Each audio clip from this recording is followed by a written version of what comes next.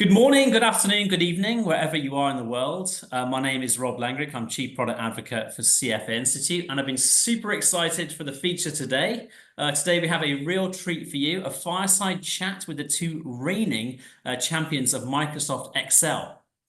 Now, Microsoft Excel is, as you probably know, the most heavily used desktop application in the world, with an estimated 1.3 billion users, and it's clearly a critical piece of machinery for the financial markets.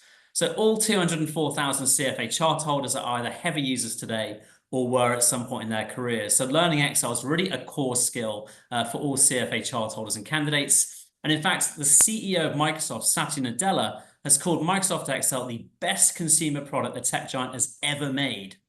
So what is it about Excel that makes it so popular globally? Well, according to Ben and David from Acquired, the famous technology podcast, no other application matches Excel's combination of user-friendliness and flexibility. And according to reigning world champ Michael Jarman, who we'll talk to in a minute, spreadsheets are popular because people can understand them. So you may yourself have noticed whenever there's a data table on a data application, people will always ask, can I download this to Excel? Which is obviously a high form of flattery for Excel.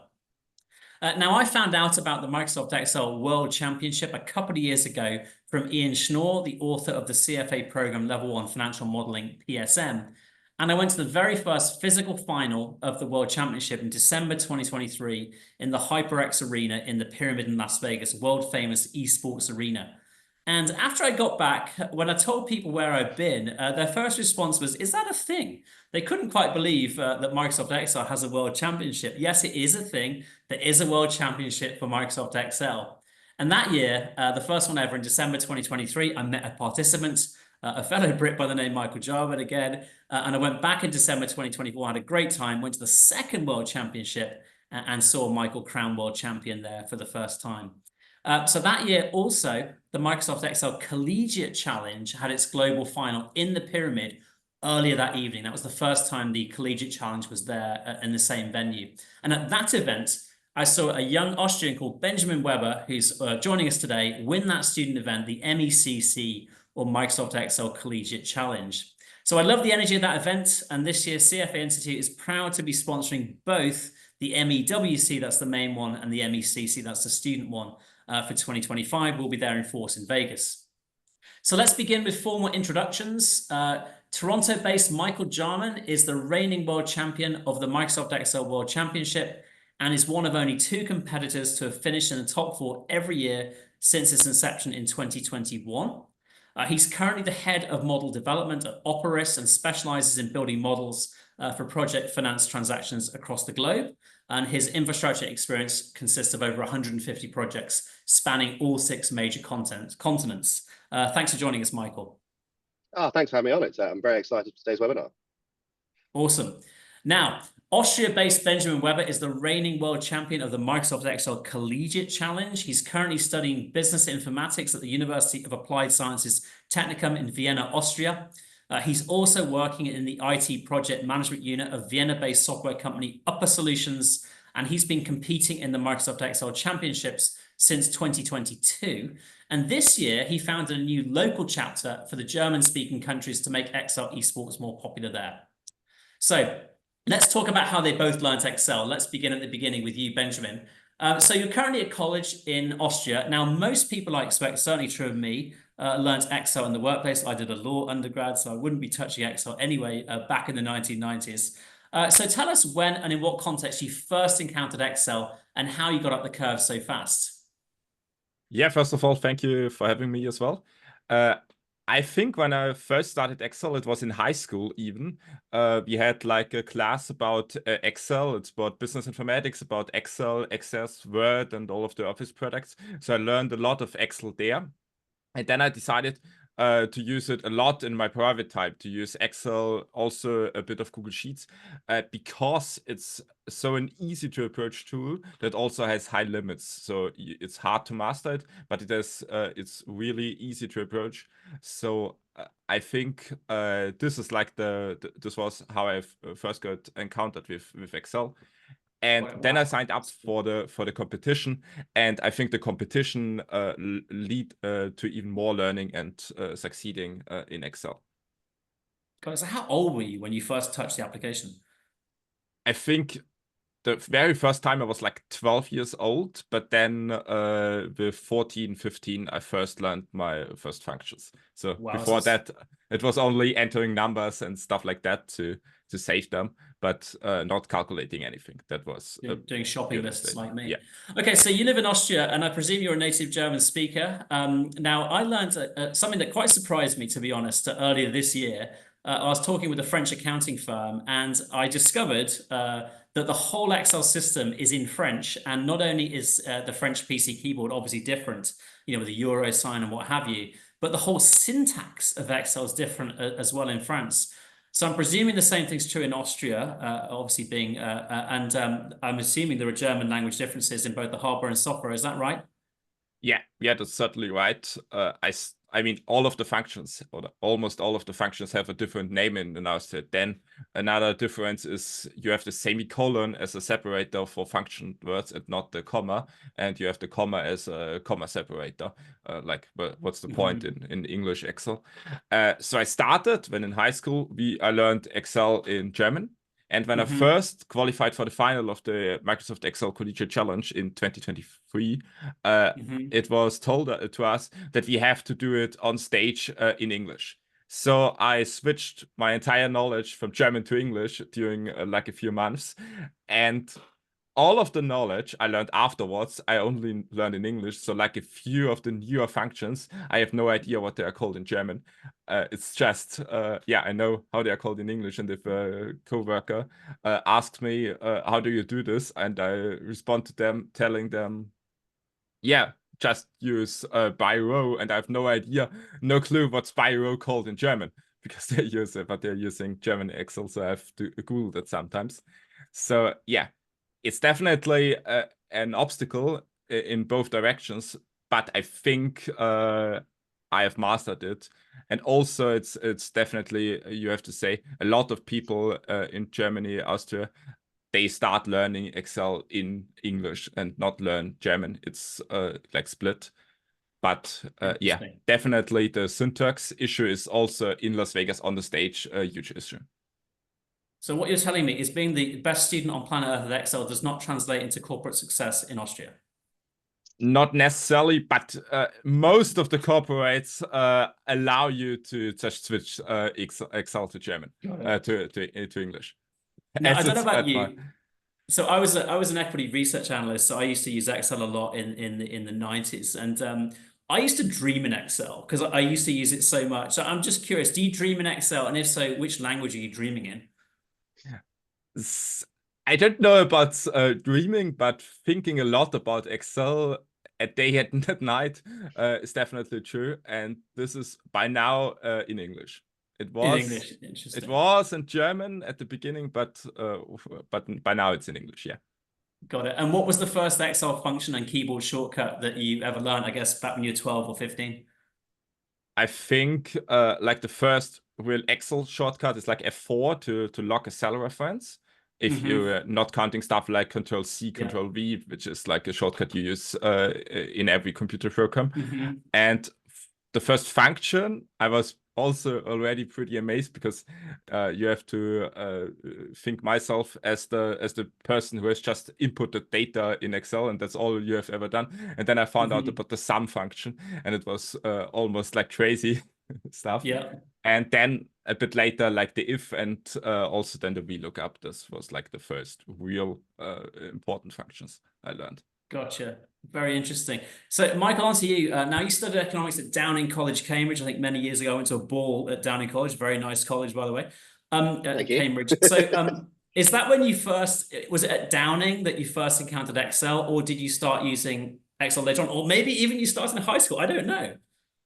Yeah, I mean, I didn't do much Excel at university. I think the only thing that really comes to mind is the spreadsheet I made to track our sort of dorm room's FIFA league, which was more complicated than needed to be because I lost so many games in the first half of the year that I had to come up with some sort of notion of games in the past decaying so that if I were to improve, I could move up like the table somehow because it was done by like a points average. But no, I think the first time I remember using Excel was probably about 7 or 8, and I was not again doing any sort of data analysis, but just tracking the results from the 2002 World Cup. I decided for some reason as a child, I had many friends as a child. I decided that I really wanted to put all of the results in a spreadsheet, despite the fact that many people had already obviously done that. Yeah. That's the first thing I remember doing. I think pretty similar to Benny, like it would have been very much more just like data entry and putting stuff in a table rather than doing anything fancy. But yeah, I think that's the first thing I can remember doing in Excel. So you didn't lose interest in Excel when Ronaldinho scored the deciding goal then against England in 2002?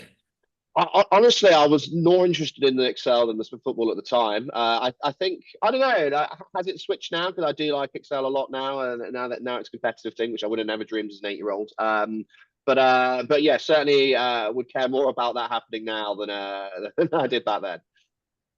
And so what about you then? What was the first Excel function and keyboard shortcut you can remember sort of learning? Yeah, it's a tough one. I think it's probably going to be pretty similar to Benny. Like it's going to be something simple like sum or if.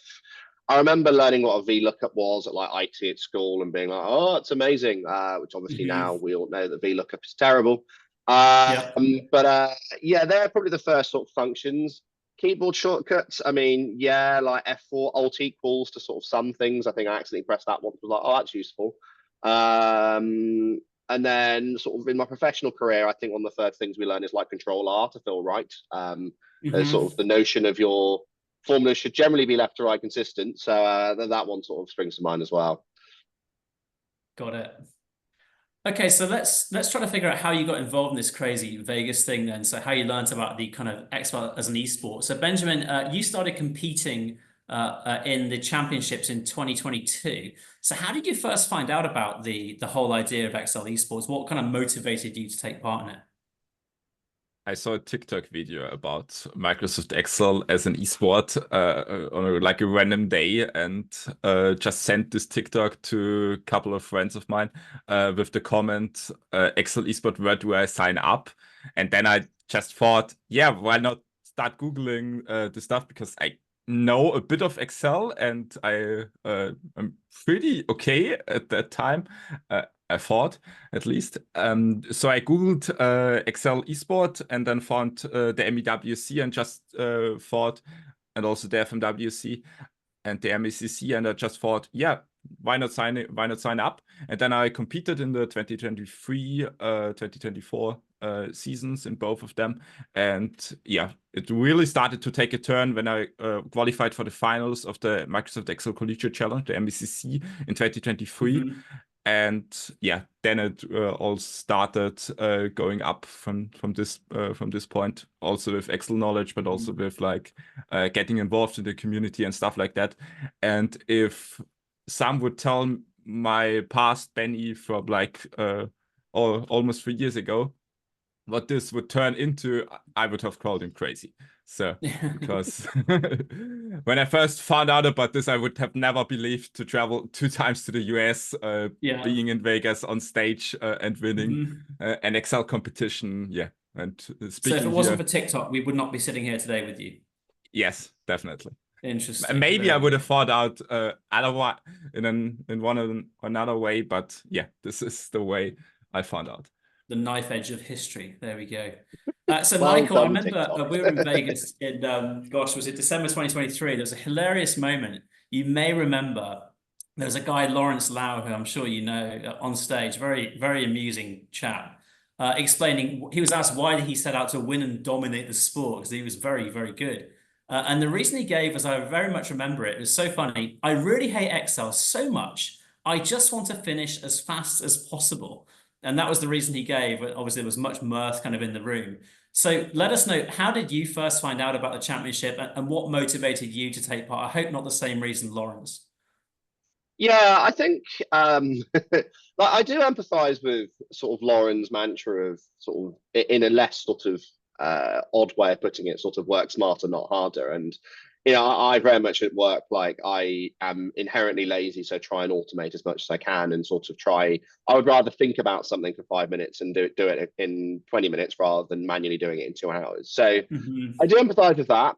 I think it's tricky to want to enter a competition like this and dominate for so long if you hate it that much. Like I think you see that in, like, you know, there are some professional sort of football players who generally hate football, but unless the sponsors start adding a couple of 3 zeros to the prize fund, I can't see that sort of career really kicking off. And that's where I sort of found out about it. It was like a lot longer ago. Before Andrew Grigalinovich ran sort of these competitions, there was a competition called Model Off, which was much more finance based. It was the sort of financial modeling world championships. With much less fanfare. You essentially got flown into a Microsoft boardroom in either New York or London and essentially sat an exam. And when I started work at Operis in 2014, one of my managers had just won it, Hilary Smart, who is sort of Operis's other world champion. She still works with us. And I remember being, oh, that's quite intimidating. I didn't know the world championship in this. Quite cool though. And waited a few years and was thought, okay, I've now been doing this for like 3 years. I'll give it a go, see how I get on. Didn't expect to get anywhere near the finals. Got to the finals, came third, and was like, okay. Won the year after, although that was partially because at the time they decided the same people were going to all the finals and therefore disqualified half of them and said, no, you're being retired now. So won it in 2018. And then they sort of stopped running it as they got bored. And it was quite sad. And the world of competitive Excel has gone away. And then I heard sort of in late 2020 that Andrew had started this Phoenix competition sort of out of the ashes, again, sort of based more on financial modeling. But he apparently always had this view of, I'm going to make it an esport that people are going to watch, which I think at the time sounded crazy. It still kind of does. But I think the distinction he's made that's quite intelligent is realizing that literally nobody wants to wants to watch me model debt. Whereas people might want to watch me model World of Warcraft because it's slightly more understandable for people at home. That's pretty much sort of how I've been going on things. And why I compete, I mean, it's just, I think you have to sort of love Excel in some way and like puzzle solving, because essentially what it is sort of, if you're given a difficult puzzle, how quickly can you solve it? It's a combination of that, and the fact that I'm turned out to be quite good at it and win or do well is definitely an added bonus that keeps me interested. But I think it's just there's so many puzzles that people solve nowadays on their commute. Like people are doing their Wordles, their connections, their whatever. I think it's just that, but in Excel, right? So, and on a slightly grander scale. I guess you don't fly to Vegas to do Wordle. But you know what? I wouldn't be surprised. There's a farming simulator championship now in Germany, so you really would be surprised. There you go. Okay, let's talk logistics. I just want to show a couple of slides. I want to talk to you first, Benjamin. I want to talk about the actual mechanics of these two events. So I'm going to quickly share my screen and flash out let's start with the collegiate challenge. Can you guys see my screen? Yeah. Okay, let's just whiz through the animations here. So the MECC, just in my words, and then we'll hear in your words, Benjamin. So it's pretty big, more than 11,000 people a year from 900, I guess, close to 1,000 schools, more than half the countries on planet Earth. And the website, if you're interested, www.mecc.college. So Benjamin, tell us, how do the logistics work throughout the kind of the year? Because it goes through the year. And then how does it work running up to the finals? Kind of who gets invited to Vegas, and how does that bit work as well? Yeah, it's been around. I think the MECC started as the Financial Modeling University competition in 2021, I think, and then it turned to MECC in 2022, and it has been quite a different. The format has changed over the years, so I will just talk about how it's this year. It might change in the following years as well, but this year it's a few weekend battles that are based on the Road to Las Vegas events. I think Michael will tell you a bit more about this later. So there are like online qualification battles where you qualify for one big online qualification round that is held in September, where you can also qualify through just submitting a lot of different papers, a lot of different cases, and then you have a qualification round in October, September, I don't know exactly. And the best of this online qualification round qualify for the big final in Las Vegas in December. And there will be 64 people competing. And there will be a semifinal where the best 12 go through. And then there's the big final on stage in Las Vegas with the best 12 student competitors. And every 10 minutes, one person is kicked out until there are only a few left, and those will be the winners. But it's every 5 minutes, I think. I won't ask Michael whether he puts that into a spreadsheet, but I'm guessing he might. So, okay, cool. So it goes through the year, and then basically September, October, big decision, 64 people invited to Vegas, then sudden death eliminations, basically. Yeah. Cool, awesome. Okay, let's talk about the big one, the Microsoft Excel World Championship. I'll just advance here. I think I forgot about the prize money, by the way, the college. I think the college has prize money. But Microsoft Excel World Championship, 2,500 participants from, again, more than half the countries in the world. This time, more than 500 firms. So quite a big adoption. And actually, there's a really cool thing on the website. If you go to fmworldcup.com, there's this dynamic league table built, of course, in Power BI. And you'll realize as you dig into that it's really big at the big four, no pun intended, the big four accounting firms, I think possibly have the biggest contingents of people. So same question to you, Michael. How does this thing work through the calendar year and then in the run up to Vegas? And how does it, how does someone get crowned at the end of it?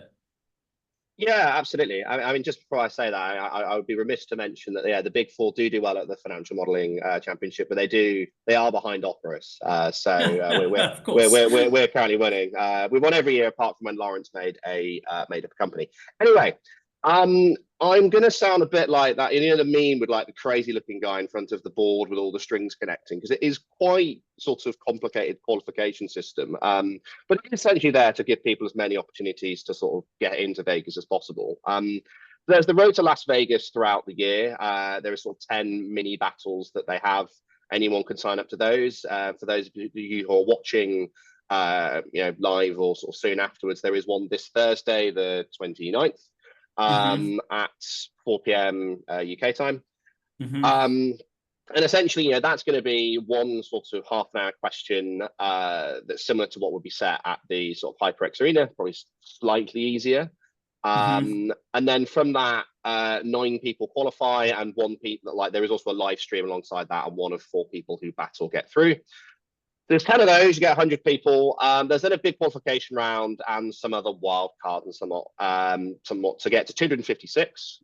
You then have a March Madness or FA Cup, depending on what part of the world you're in, style brackets, where essentially you have everybody, it's 1v1 sort of battles. You do that till you get down to 8. Those 8 people qualify for the last day in Vegas, sort of the televised final. Then of the people who got to the last 64, most of them who haven't qualified also get into the second day of Vegas, along with some people who qualified from going to the conference, the Active Cell Conference in Las Vegas, which is a great conference for those looking to get better at Excel. We turn up to that, there's like a last chance round, and then I think a few of the local chapter winners go in there as well to get to 64 people, and then those 64 compete the day before the live finals to get down to 16 people who will join the original 8 in the finals. It is very complicated. I remember when they came up with it, it did take me about half an hour to understand what was going on. If that sounds complicated, the upshot of it is play the Road to Las Vegas battles, play the qualification battles, and if they send you a thing saying, well done, you qualified, go woo, and then look into what happens then. And if you haven't qualified, come to Vegas anyway. It's a great event. You get the last chance round to qualify the day before the finals. You get to go to the conference. You get to meet all of us. It's a great time. And on behalf, I'm sure, of everyone, this $60,000 prize fund, how's that allocated between finalists? Yeah, that's a great question. You might be looking at it and say, oh, does it all go to Michael? No, fortunately not. So last year, I think the prize fund was about 60, 70,000, so pretty much what it was this year as well.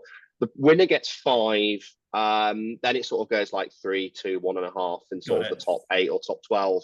But the other thing they do, which sort of makes the money add up, which is if you're one of the people who get to at least day 2 of Vegas, so the last 64 or the last 8 rounds, you win $1,000 if you turn up. So that's meant to be kind of a cover your flight costs and sort of encourage you to come along. Obviously, they could do a thing where they pay everybody's flight costs and hotel, but then that massively depends on where the qualifiers are from.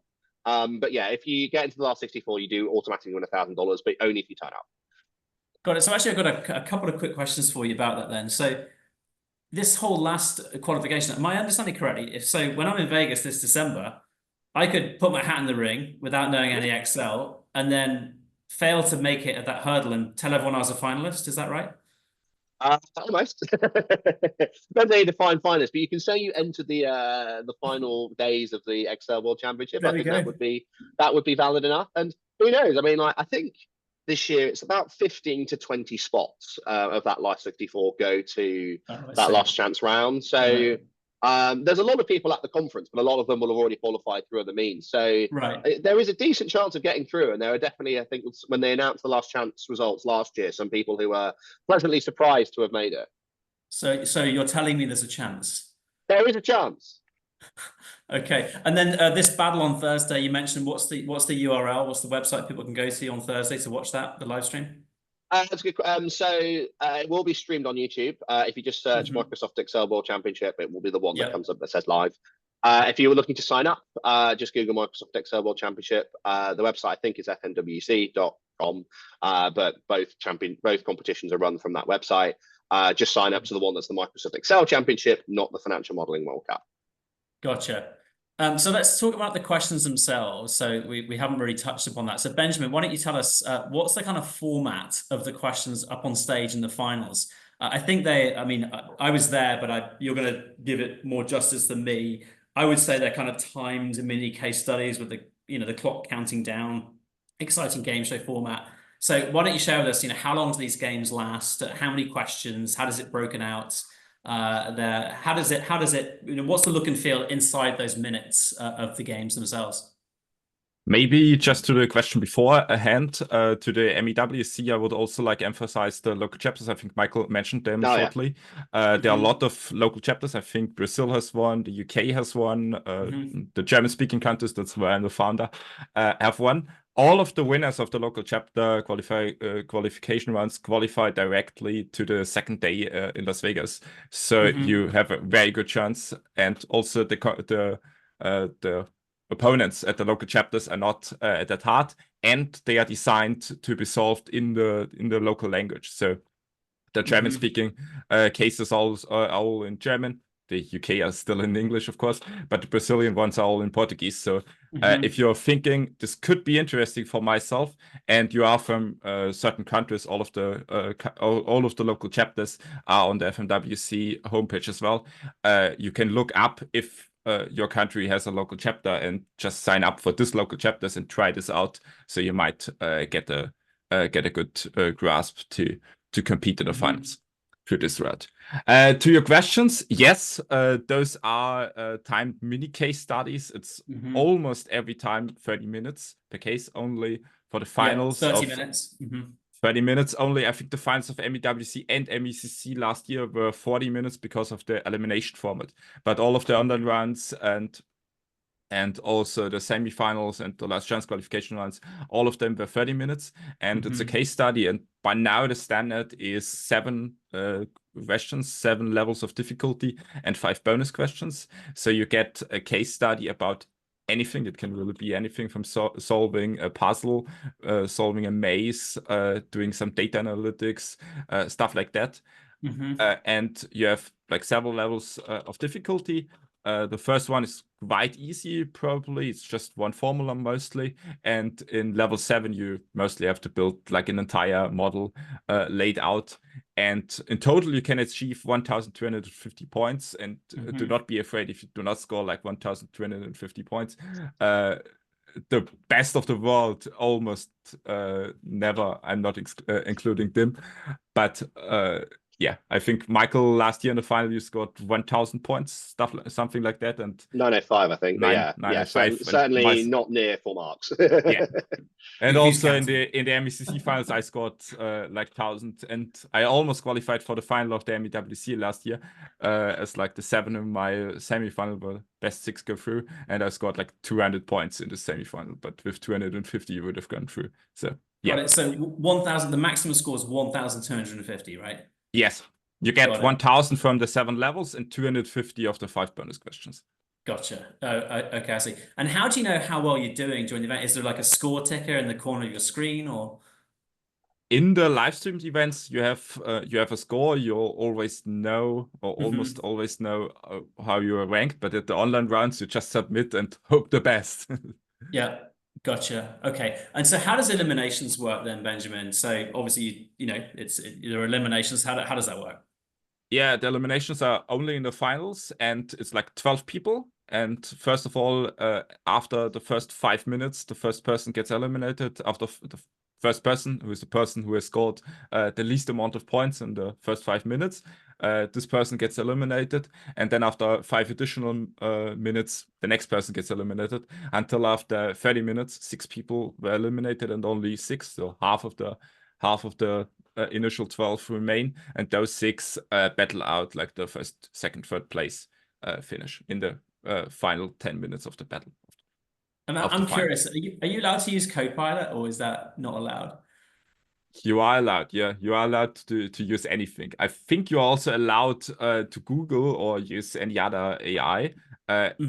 It's not that well liked to be seen, I think, on the stage, but especially in the online rounds, is definitely allowed.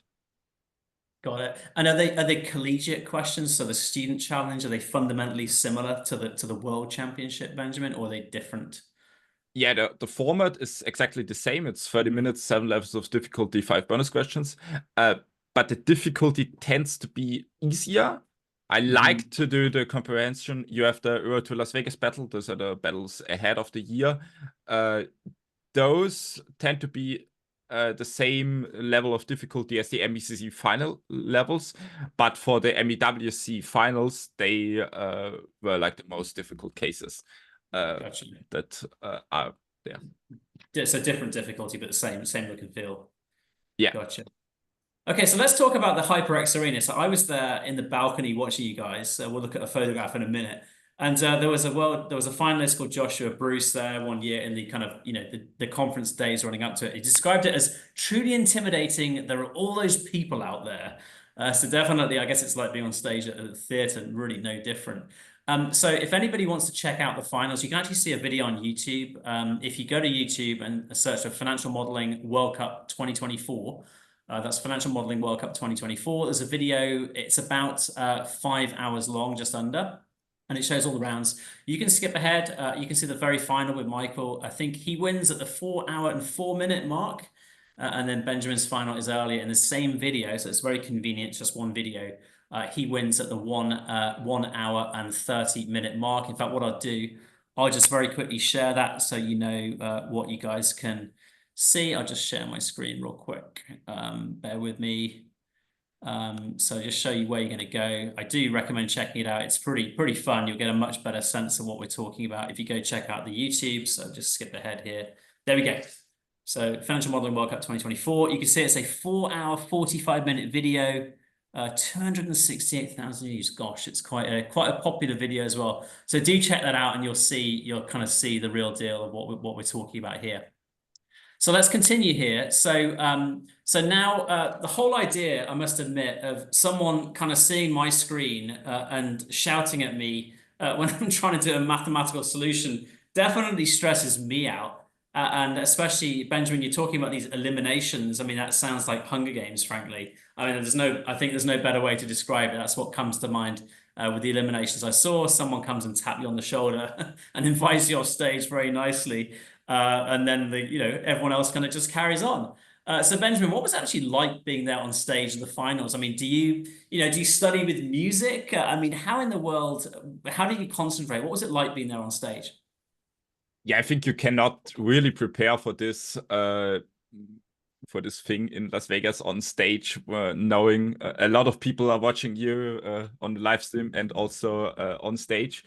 But personally myself, I am like the person who likes performing in front of like an audience, likes talking in front of an audience. So I think I actually performed better than I would have without the audience. Like you get the adrenaline and stuff like that. So it pushes me. But I definitely get that a lot of people are like the exact opposite, and that's they are completely stressed out by this. So yeah, I especially decided to not wear like headphones during the competition rounds to like get the feeling of the arena. Got it. So there's a bit that's like totally unrelated to Excel then. It's about your temperament and your character, basically the ability to cope, essentially. Yeah, certainly. This plays especially in the finals, in the early rounds. It's you on your at home without with nobody watching. That's more just knowing about Excel, but competing in the finals is also about coping with stress, knowing how to deal with it and stuff like that. Yeah. Got it. So, Michael, you were up against, I think you mentioned Dim a bit earlier. So you were referring to Dim Early, the LeBron James of Excel, he's known as. But also, perhaps even more intimidating than that, you were up against the three-time world champion, Andrew Nye from Australia. So how did you cope with stress? Obviously, that's whole next level stress. Yeah, it is pretty stressful. I think, I mean, the competition, like the people themselves, really don't stress me too much. You know, they're great models in their own right, but we're all lovely people. Yeah, went to dinner with them a couple of days before, so you know that doesn't stress me too much. I do think like there is a bit of experience element to it. Like, you know, I did it in 2023 and 2024, and I could certainly sort of tell like I sort of got into my groove a little easier in 2024 rather than I remember the first sort of semi-final sort of 2023 just sort of sat down and immediately forgotten everything I knew about itself the first 5 minutes because it's just so surreal. Yeah. So I do think the experience helps a little bit. I would say for me, like it was only really stressful when things were going wrong. Um, when sort of you get into your flow and your groove and you sort of, you know, you've planned what you're going to do and you're just building it, you kind of always forget everyone else is there. You just, it's pretty much just like being at work, but perhaps slightly noisier. And that doesn't bother you too much. But then sort of like there were a couple of times, both in the sort of the day two round where I was on stage last year, as well as the final, when like my model wasn't working and I couldn't really think of what to do, and definitely I could feel like a mental block from the stress. Yeah. And you know, I do think to win a competition like this, like there are lots of things which I'm sure we'll chat about in a bit, but I think one thing that's underrated, a little bit of luck, is just, you know, you will make a mistake at some point, all humans do, and it's just how quickly can you find this? Can you find your mistake before sort of the adrenaline and the panic sets in, and you go, oh no, what's gone wrong here? Yeah. Because that's where it's really tough. Gotcha. So there's a bit of a dumb luck here in terms of just things can just go pear-shaped on you, basically. Yeah. Yeah. Okay. In fact, it sounds like Benjamin, you weren't wearing headphones. One question I had for you, I'll ask it to you, Michael, because I think you were wearing headphones. What is on the headphones? What are you listening to? Yeah, I just put some sort of, you know, the classic study or chill work music that comes that's very popular nowadays. Just essentially some white noise in the background. Interestingly, I think they did change the rules because in 2023 they said we had to be listening to music and they were going to check. Yeah. Because they were worried that the commentators would be like, if only Michael fixed this cell and he would be fine. I'd be like, thanks, Giles, I'll go do that. Yeah. But I Rook to think Bishop 5 type thing.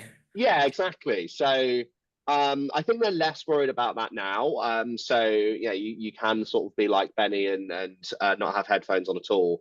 I think I mildly prefer like it is nice hearing the crowd, and certainly although I had music playing, like whenever I put some answers in, I knew they were correct before I could look at the scoreboard if there would be a massive cheer of my colleagues from the crowd. Yeah. So big thanks to them for making things slightly easier. But yeah, you can kind of hear the commentary. It's not that helpful. I mean, there was a great moment in the collegiate competition where the commentators were going, well, why has Benny skipped level 6 and doing level 7? And then Benny just went, like, highlighted the cell and said level 6 very hard and just sort of shrugged at the camera. So yeah, some great theatrics from Ben there. I only hope to live up to that level of showmanship. But yeah, I think different people go for different things. But yeah, the commentary you can kind of hear if you want to, but it's generally not going to be that helpful for Not super whatever you're trying to helpful. do. Yeah. So I remember that when they eliminating people and tapping them on the shoulder and interviewing them, it was kind of quite amusing as an audience member, quite honestly. But it was brutal. So from a participant perspective, Michael, what was it like when, your neighbor was eliminated? I mean, would you just plow on ahead? It didn't bother you, or was it quite distracting? Generally, you just kind of go on ahead. Like, most of the time the person eliminated is not standing next to you, so you don't really notice. You're just sort of happy it's not you. Yeah. Sort of watching the stream back, I do agree with you, Rob. I think Katrina's who was sort of one of the hosts of the show, her interviewing style was very sort of, what did you do wrong? And they're like, I don't Yeah. know. It's not sort of not the best bet for someone who's literally just come off stage 30 seconds ago. It's quite amusing. Um, yeah, I think it's generally not too distracting. I mean, I still remember sort of in 2023, I was sat next to, in the semi-final, I was sat next to my colleague and old sort of previous collegiate champion, Patrick Chattain, and was very much willing him to get through. And I was like, I had a huge lead, so I essentially stopped working and just started watching what he was doing. I was like, am I allowed to Yeah. help? Can I give him points? Obviously, the answer is no. But yeah, that's probably the only time where I've really sort of uh, been distracted by what other people doing, and that was because I essentially had decided that I had enough points. You became a spectator, basically. Yeah, pretty That's much. awesome. That must have been a great feeling. Yeah, Spectating. it's nice. It's nice to have the stress off me. Like, I can't done No, you that. bet. So let's Yeah, I laser in remember. then sorry, Benjamin, you were saying?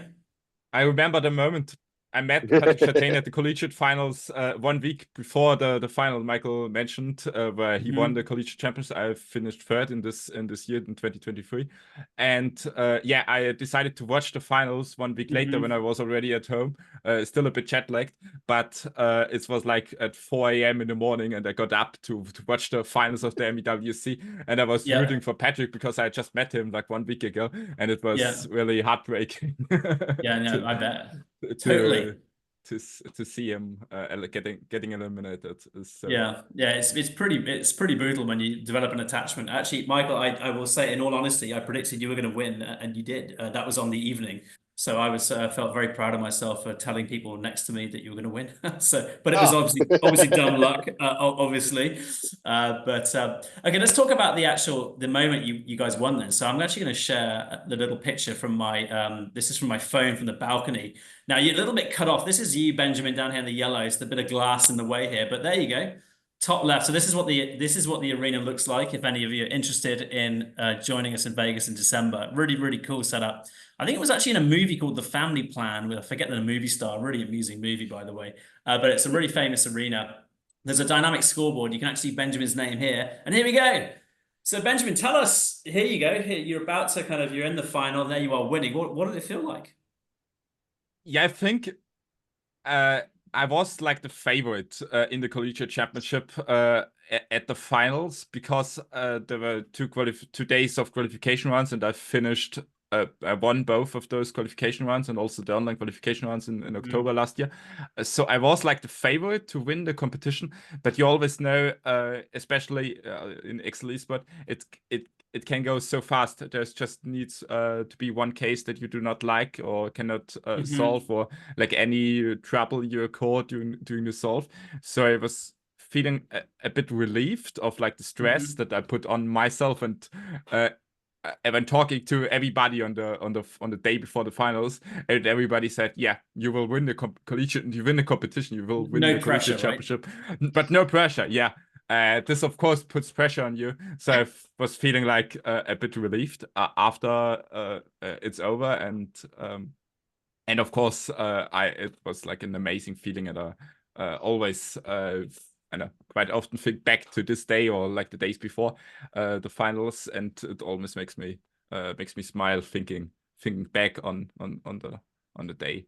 That's That awesome. I think one that's was. David Brown there, isn't it? The guy that runs the MECC. Yeah, that's David Baseball Brown. I captain. think he was the first one to congratulate me. I don't Awesome. know if the person next to me, Christian, I think is the one is the Yeah. person sitting left to next to me. I don't know if he or David was the first Well, person to David, yeah. congratulate me, but yeah. Awesome. And also Let's talk Eric, who about you, was sitting in Michael. like the first Yeah, round, yeah. he was also around I think he the was sitting first at pick. the front, wasn't he, Yeah. of the auditorium there? That's right. Cool. So, Michael, here we go with you. So, here we go. Andrew there is the three-time world champion. You are here. I think the former Microsoft employee, the really funny kind of compare is there. There's a leaderboard. You're definitely cut out from that. And there we go, bingo, winning. Not sure quite who you're hugging there, but definitely very happy. So tell us what was the moment like? I think I think you were pretty peaceful towards the end there because I think you locked it up. But what was it like? Yeah, I think anybody who watches that and think I'm just thinking I know that I've won is very much mistaken. It was very much like I'm out of ideas. I'm just going to look and hope. Yeah. Um, yeah, it was very close. I mean, you can see the scoreboard there. Like I sort of had 905 at the top, so you can see 60 points separated the top five. Hmm. Um, the one advantage I had was that I had sort of successfully finished four levels and some bonuses, and pretty much, well, I thought I'd scored all the points that I could have done. And I had a model for level five, just couldn't get it to work. So essentially realized like I was miles off and just kind of gave up and hoped. If somebody had drawn level with me, then I would have won on merit of getting there first. But Hmm. there are a couple of things that could have stymied me. The first being somebody could have just randomly guessed some answers, Yeah. which Chris Clark, you can't see, he came second. He was in sixth and then managed to score a lot of points. Like would have been enough for anybody else if they'd made the same guesses to overtake me. Yeah. And the other thing is one of the bonuses, it turns out we'd all read it and decided it was too hard and we hadn't got far enough in the question. But it was essentially, can you sum a load of numbers and multiply them by 60? And if anybody had I can do noticed that, that. yeah.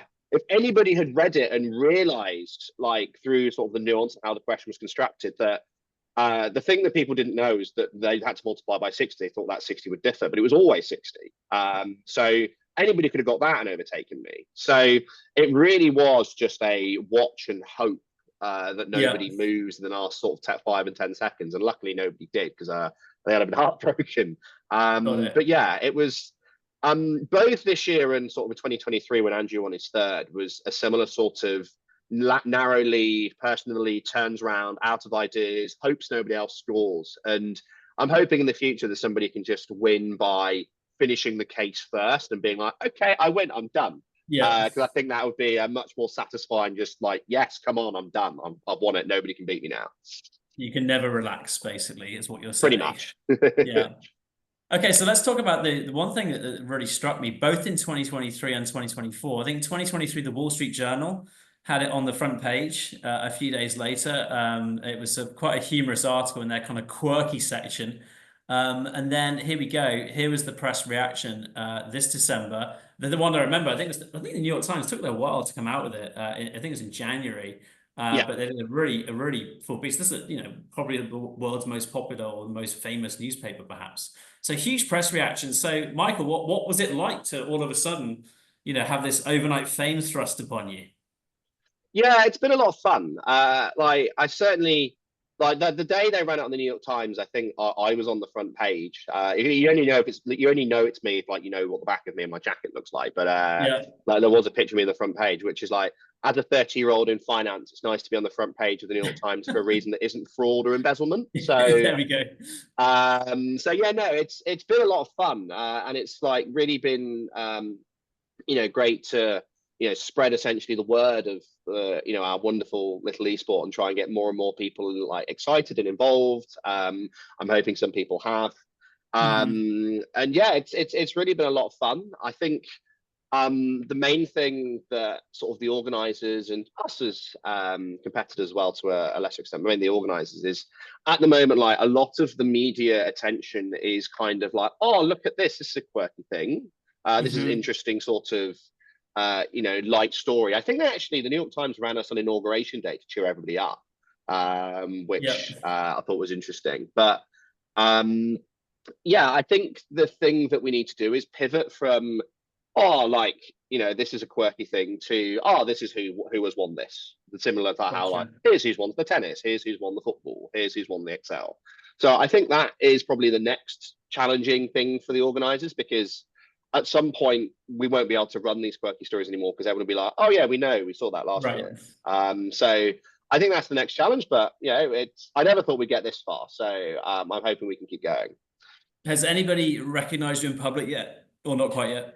Yeah, a couple have. I do wear my Excel jacket around a lot, Yeah. and I get a lot of people who comment that, like, that's quite a nice jacket. But recently I was at Inch North Brewery, actually, head of the Fantasy Modeling Institute. I was at the brewery he owns, and a guy came up to me and said, "Excuse me, are you Michael Jarman? Can I have a picture?" And I was like, "Yes, finally, I've made it." I wonder how much Ian paid that guy. That's a good point. And so, what do your clients at Operis make of this? I mean, I presume clients have found out. What do they make of it? Yeah, yeah, like it's both with sort of clients who have known before. There are sort of a lot of them quite congratulatory. It's like, oh, I just saw you in the news. That's quite cool. And yeah, like everyone's pretty much beat it into me now that I have to sort of not be British and sort of brag about it a little bit with prospective clients. Like, hi, I'm Michael, head of modeling. I'm the world champion of Excel. Yes, that's a thing. Yeah. And they're all like, what? Oh, okay. And I like to think that it helps us sell things. I'm not sure if it does. But yeah, certainly. Yeah, everyone's been very supportive, and it's been nice receiving so many kind messages. That's awesome. So, at risk of giving your competitors some ammunition here, so let's talk about how to win this thing if people want to aspire to kind of be number one in future. So, the organizer of the Collegiate Challenge, David Brown, the guy in that red and white baseball cap, he said there were kind of three ingredients to winning. So, this was back in the fall. I went to a conference. He was talking about it. He said it's horsepower. He says Excel experience, kind of proportional to the number of functions you know. And then he said practicing esports skills, which I guess is the equivalent at Cambridge getting really good at doing exams, right? So, quite familiar type tips, I guess you'd say. And when I was in Vegas, I saw that loads of contestants actually had their own keyboards with them, and they were kind of switching them out between rounds. And I actually heard one contestant, actually maybe more than one, Brittany Deaton, spent the flight to Vegas kind of creating user-defined functions on a memory stick and putting, I think, 80 on there to kind of broaden their problem-solving toolkit. As you said, and Michael, you can bring anything to the competition. So I'm curious, Benjamin, did you bring your own keyboard? I guess you learnt in with English Excel, so maybe not. I'm not sure. Did you bring a keyboard to the finals? Yeah, I brought both keyboard and a memory stick. Did? The keyboard, of course, because I still have like at work and also at home a German styled keyboard that's different from the UK styled keyboard. But you also have to not just plug in the keyboard, but you also have to change the settings, which then can trip up the person who has the PC afterwards, because during my round, the collegiate finals, I changed the keyboard settings to German, but it was stated that you have like 15 minutes to set up all of the PC and get your hardware ready.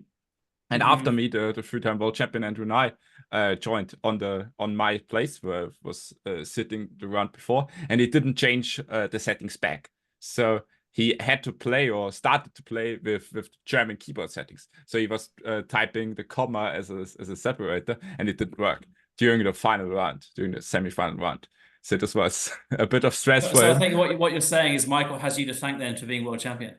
No, because I changed the settings, and Andrew is so good, he even made it through this round. So he was fair and square eliminated in the finals. Yeah, no, I do remember that, and I remember it was not pivotal. I do remember that. No, absolutely. So same question for you, Michael. Did you bring keyboard, memory stick to Vegas?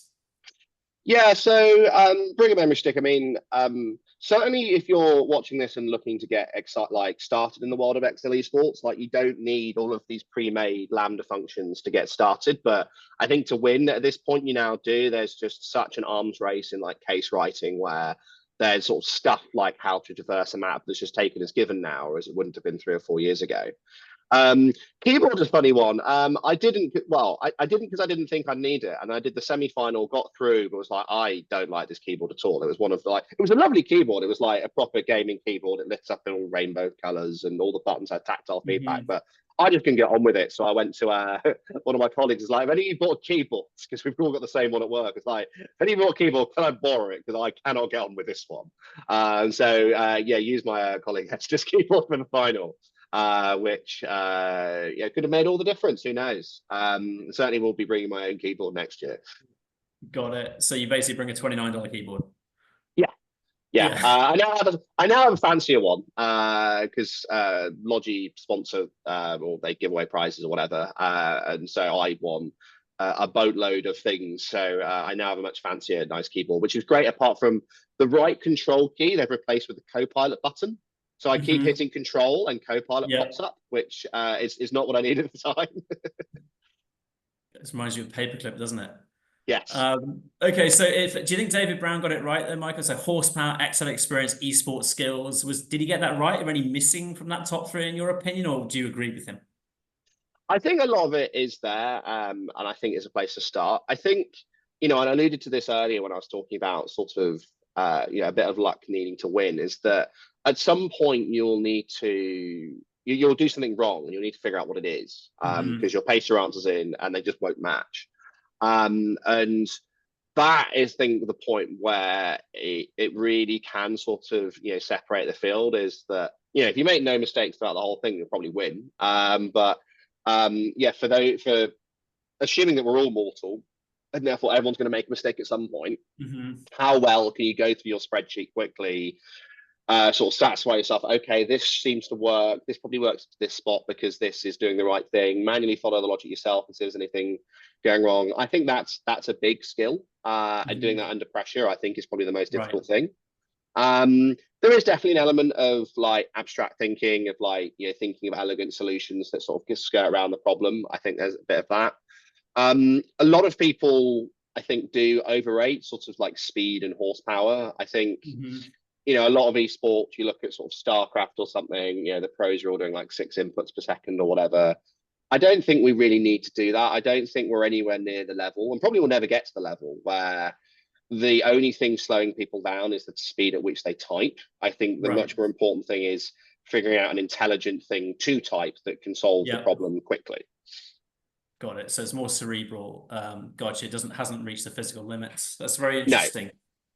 One thing that really surprised me, actually, I switched to you, Benjamin, was actually the sheer amount of kind of text manipulation. I mean, I come from the finance industry, so it's all numbers, right? You don't really manipulate text in finance on Wall Street. And then people were using functions like len, to calculate the length of a term, or text split, all this kind of stuff. So I was quite surprised the amount of text stuff in there. Was that something you had kind of absorbed at university, or did you have to actually go and learn the text functions to compete? Yeah, I think that the text function are quite a good example of what is the stuff I learned through the competition, because there have been many text-based cases, and you just then at the first time you screw up, and then you learn how to solve this, and how you can improve that, and what functions are there, and I think that's pretty important, is to like be able to combine functions on the spot. I think this is like something that you can, because I think doing like a mid you can do with a left and right combined. So you do not necessarily need to know the function mid. Of course, if you know the functions, it's easier, but you can also, if you know less functions, you can supplement them by using a few other functions and combining them. That's almost like a chemist knowing that if you throw lithium in water, it explodes, right? So it's like knowing the chemistry of the functions almost. You say using left and right. Is that a good analogy? Yeah. I think you can. That's like a good analogy. Got it. There's definitely some functions where if you do the wrong thing, they will just complain at you, and it's really hard to figure out why unless you just know it. Got it. So tradecraft. Okay, so I think, Michael, we spoke in Vegas, and I think you mentioned to me there were kind of basically 2 schools of thought, almost like diametrically opposed, which is you can either, I think Dim Early, the LeBron James, he's famous for doing lambdas and big formulas to kind of, maybe I'm exaggerating to say, to solve the whole thing in one cell. And then I think you and Andrew and I are famous for being more methodical, taking little steps. So what are the kind of pros and cons of those 2 kind of totally different ways of approaching the final? Yeah, I think, and we both definitely use each other's way sometime, but I think it is a good summary. I think so what I'll call the Dermid way, which is to essentially put everything in one huge like lambda or let's a very new function that you can sort of essentially methodically work through and say, okay, let this be this, and then I get an answer which is this, and then you can essentially step by step work through a problem. And that has the advantage that because it's in one cell, like each level is 20 questions of the same logic but different numbers, just to make sure you don't do it manually. So the advantage of it is just copy it down and it'll work. The disadvantage, I think, and why I go sort of the way I do it, which is to break things out and essentially all those intermediate steps, show them on the grid, is the advantage is you can copy it down. The disadvantage is much harder to debug. The big lets, like if you set them up correctly, you can sort of make it so it's easy to sort of see the intermediate steps. But for me, like if you're trying to debug something, it's much easier to just have everything in front of you and look at the numbers and sort of try and spot the pattern of what you've done wrong. The disadvantage is that you then need to scale up your model to not answer one question by 20, but 20. Most people do that by way of a data table. So you say, this is my model, this is the answer of the model, this is the question number, and then iterate over the question numbers to give me all the answers, which is quick, but it is not as quick as just copying a formula down. So in a vacuum, if you can get the dim way to work, it's going to be slightly quicker. And in something like this, every second matters. Gotcha. So, Benjamin, would you recommend sort of, going on YouTube and watching a bunch of previous battles to learn these tricks of the trade, the way these kind of things combine within a single cell? Yeah, I certainly think that you can learn a lot by watching like the YouTube live streams of the battles. Those are more on the entertaining side, not like completely on the learning side. But if you go on YouTube and watch the walkthrough cases, I think for all of the Road to Las Vegas battles, they're within just 1 week after the battle, they are like up to 10 casework from various people. Like we mentioned Dim already, Julian, Lorenzo, and many other people that put up regularly their walkthrough videos and tell you how to solve it or how they solved it.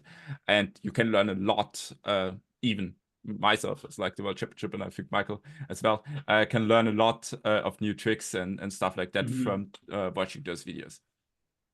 So I think, Michael, you shared something really sneaky with us earlier. You mentioned someone in the final used some random guessing game to get a bunch of points and almost defeat you in the final. And I would be talking to someone different today if that were the case. So I believe it's called the Rand between Hail Mary. So maybe that's a mix of a function and a colloquialism. So actually, I've seen that. You see it, see it a few times in that 4-hour, 45-minute video. So can you explain to people in basic terms, what is the Rand between Hail Mary maneuver? Yeah, I mean, it's pretty much just guessing, right? I mean, the CFA, there's always, if in doubt, put C. This is not official exam advice. Don't tell people that. Or was it B this year? But no, it's pretty much the same thing. The round between element is the fact that you can, like, you're always given like an example question and answer to verify your model on, and between that and the rules of the game, you can sometimes make some inferences as what you'd expect the answer to be. Like I expect it to be a number between 20 and 100. Maybe it's always a multiple of 5. You're going to score increments in numbers of 5, whatever. And essentially, it's trying to intelligently guess as much as possible, but you are still guessing. There's no negative marking for the moment. That may change in the future. I know the Brazilian local chapter is experimenting with that, but there is no negative marking. So it's always worth it if you've got 20 seconds left and you're not going to get any more points, just to give it a go. In general, like sort of when I'd be deciding a case, and I think when others as well, like they try and make it so if your answers are all between 20 and 25, it's going to be pretty easy to guess and get 20% of the marks. If all the answers are integers between 1 million and 10 million, there's no point bothering because you're not going to get one right. So I think that's a thing from a case designer for people to bear in mind. But it can work depending on sort of the case. And I think, I mean, if that had bitten me, I think I'd have been a little heartbroken. I'm not going to say I wouldn't never do that in the future to get through, but I certainly think now I've won. I think if I want to win again, I think I'd rather win by solving the things properly. Getting through a qualification round, maybe that's a bit scrappier, but to win the final thing, it's a tough one. And I'm hoping that the question designers can make it so that it's less likely to score loads of points. Yeah, if I'd asked you now, how you won, and you told me you randomly guessed the final answer and overtook someone, that probably wouldn't have been inspirational. No, I don't think it would have been as good a story. Right. I mean, obviously great for the people who win. At the end of the day, be able to quote you, say you're world champion or something. It's good for the CV. And I'm very honest. There is some luck. Like the question suited me. I made fewer mistakes just through sort of, I didn't trip up on certain things because I read the question slightly differently. So I'm not going to say there's no luck involved in me winning, but I think, yeah, I am not a big fan of the Hail Mary. Got it. So let's talk about how kind of mere mortals can learn Excel then. So I mean, I liken it to kind of learning a language. Immersion's the best way, and the functions of the vocab and syntax, like the grammar. I think we talked about chemistry earlier, lithium and water. Maybe the functions of the elements, the periodic table, and then the syntax is kind of the way they interact. So you kind of learn both, and you can choose your own analogy, I guess. But what surprised me was at the end of the day, there are only like 530 total functions in Excel. You can see a list on the Microsoft website, by the way. Several of them, surprisingly, are duplicates. So old versions and new versions are basically the same thing. So the vocab is actually quite small, especially compared to, let's say, Bloomberg with 15,000 functions. Then there's the syntax, which is kind of that kind of artful way you combine things, nest formulae. I think lots of common combinations of like filter with XLOOKUP or mid with sequence. And I guess that's the tricks you learn by seeing people do the esports. You got to learn that any function wizard without square brackets is optional. $sign is absolute cell reference and so on. But I'm struck by the nuance by some of the functions even. So some things I'm discovering later in life, counts can count only numbers. Count A will count both numbers and letters. It's just something you have to just learn. That there's no real intuition to that. So Benjamin, for someone kind of getting started, which would you say is more important for an early learner? Is it learning the raw vocab, those as many as possible, the 530 functions, or is it learning syntax? I think more important is learning the syntax, because then you can achieve so much more, as mentioned previously, by combining the functions. But I still think that if you know almost to non-functions, then learning the vocabulary is, of course, the starting point. Because if you do not know like the basic vocabulary, the basic functions, let's talk it this way, there's no use in learning the syntax. It's the same as learning a language. You can speak like the perfect grammar. If you have no vocabulary, you cannot talk to anybody. But if you just know the vocabulary, and you might have the wrong grammar, most of the people will understand you. You will sound crazy for them, but they will understand you. And I think it's the same. Yeah, it's the same. I think it's the same thing in Excel. I think you get earlier the advantage of learning the syntax than like learning in a real language. But I still think that learning the basic vocabulary, learning a few functions to know what you can do with them, is like the first step. And then the next step is learning the syntax and learning how to combine them in a proper way. I don't think my French teacher ever told me I had perfect vocabulary, perfect grammar and no vocabulary, by the way.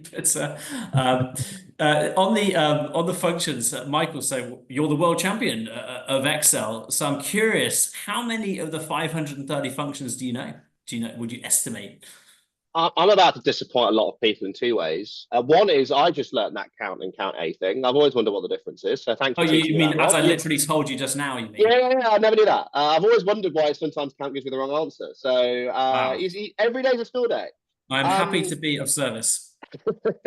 But no, so how many of the 530 functions I know or like know and use regularly, like it's going to be double digits, like 50. I think people would be really surprised. And there's a couple of reasons for that. One is, of the 530 functions, a lot of them are random technical stuff I'm never going to need to use. I'm never going to need trigonometry in Excel. That's probably about 20 of them. Statistics is probably another 50. I never do any of that. There's a load of imaginary number stuff. That's about 10 or 15 of them. Like, there's a lot of stuff that, I don't really need to use. And the other thing I would say is, like, I very much like, and this is more in the finance sense rather than the competitive Excel sense, I like doing things from first principles. I don't trust functions. Like, I would never use PPMT or IPMT to calculate annuity. I'd do it myself. I'd never use the DB function to calculate depreciation. I'd do it myself. If I do it myself, I know I've done it correct. And to go back to your example earlier of like lithium in water, like there's lots of functions that like they just sort of they say, "Oh, I'll do this." You go, "Oh, great, that's what I want you to do. I'll use that." And they won't realize that it will make some inherent assumption that might not be what you were thinking. Mhm. So yeah, in general, I mean, a lot of the text stuff that we were discussing earlier, yeah, that is useful, and I pretty much use all that. But a lot of logical stuff, like I just sort of go back to basics, your lookups, your indexes, your matches, your ands, your ors, your nots. Like I would say 90% of the formulas I write can be done in 10 functions. Wow. And to go back to your and Benny's discussion just now, like I think it's much more grammar than vocabulary, like More knowing how grammar to and use them. vocab. Very interesting. So, I mean, over the years, I've heard, I mean, there are many ways to learn Excel. So I'm maybe the dinosaur in the room here, but I remember there was literally an official Microsoft Excel manual. I can't imagine many people read it even when there was one. And then, of course, I think there was the, ABC for Dummies. So there was Excel for Dummies. I think Danielle Fairhurst is the current author of that one. And there are now some, more specialist titles. You can get financial analysis using Excel by Nagaraj. There's financial modeling with dynamic arrays, very specific, Liam Bastic. So, Mike, I'm curious, have you ever read any books to get better at Excel in a specialist area, or is it not a thing? No, I mean, I think it's just how people like to learn, right? Like I learn by doing. I don't learn by reading a book. I never at university. I never went to lectures because I never learned by being talked at. I just learned by playing with it myself and I hope your understanding it that professors way. aren't watching. They all knew I wasn't going. So yeah, no, it's not how I like to learn. If you are the sort of person who you just need to sit down with a good book and sort of hammer it out, then great, good for you. I would still say with Excel, like even if you're that sort of person, I would recommend. I think the books do probably recommend this. Most of them do. Like when you're reading it, give the thing you just read about a go because I think you'll only really understand it once you actually tried it. Got it. I mean, the thing I do hear time and time again is YouTube, and that's also true of fixing my generator at home, right, and starting the car of a car you're not familiar with, just YouTube. And I think there are lots of names people kind of share, like Carlos Barbosa is the Python expert, for instance. There's Bill Jelen, one of the greats, Leila Garani, perhaps the most famous one in the world, I'm guessing, is Layla. And so there are, lots of people who do video learning on YouTube. It's much of it's available for free. There's some great vendors out there like John Akampora as well, the excelcampus.com. There's a load of great videos out there, but YouTube, has got a bunch of great stuff on it, obviously, and not a bunch of not so great stuff as well. And I think in the pandemic, I remember there was a Wall Street Journal article about Miss Excel. This was early in the pandemic when someone actually came up with, I think, with a TikTok channel, and it went viral and was in the Wall Street Journal. Then subsequent to that, there was Excel Dictionary, Emma Chiapur, a 2020 Ohio State grad. She was actually at the Vegas Finals in December with millions of followers. And so you have these kind of influencers now who have sprouted up.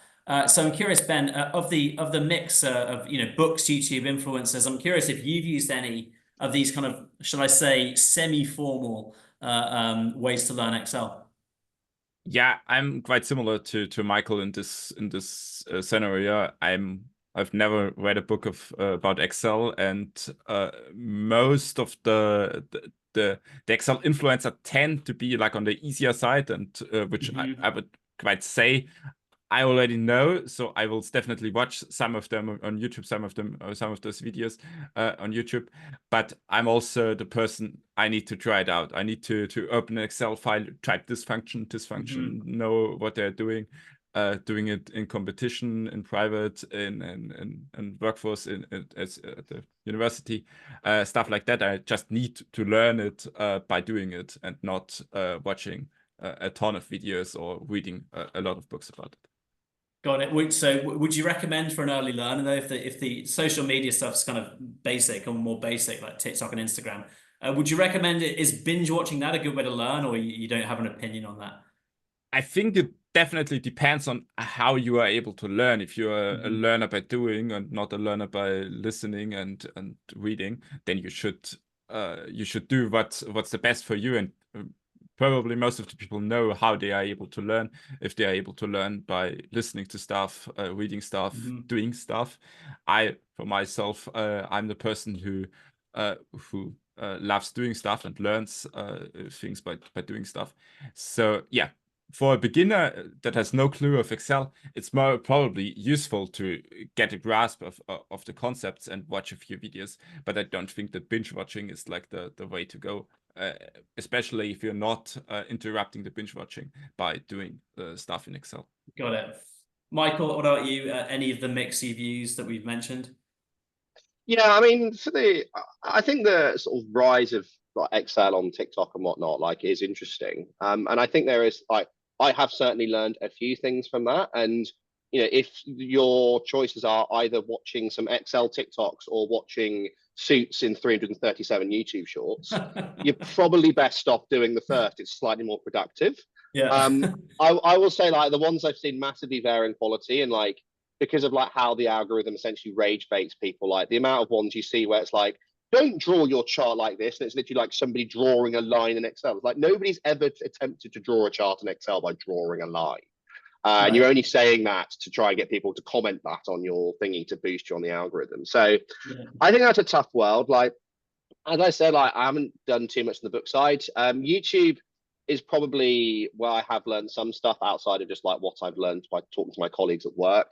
At this point, I'll give sort of Diarmuid Early's YouTube channel a shout. I think he's probably one of the ones who's been doing this the longest, and I think he has a good mix of sort of content for the beginner. Him and Giles Mail did a sort of boot camp of like basic sort of text manipulation things for people looking to get started in the world of competitive Excel esports, right up to this is how you iterate over a function with reduce, which I very much only understood once I'd watched that video. He did about 4 times because it's ridiculously complicated.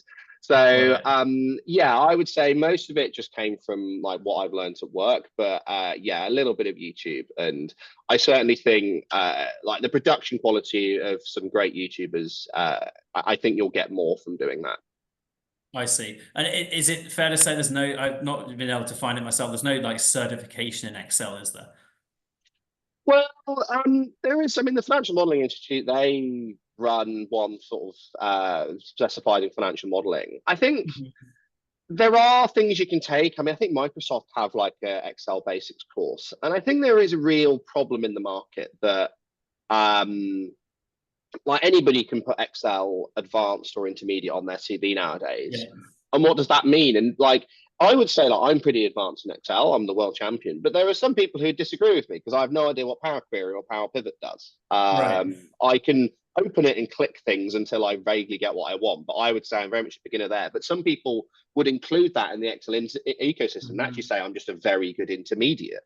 So I think it's just because Excel is so broad, and like it has so many use cases. It's quite difficult to find somebody who's certifying the thing that you specifically want to say you're good at. Yeah. So I think it is a tough market. Like I know there are people out there who will sort of run Excel testing platforms. Liana Garish runs Rate My Excel. I think that's very good. But there is still an element of with any job that the only real way you're going to find out is by sitting them down in a room and give them a modeling test or whatever Excel test you want to do with them and see what they do, because you will get some vastly different results.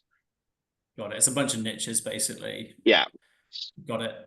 So, I mean, in my experience, I think I've seen a few ways the way people really advance. I'm talking for myself as well, frankly.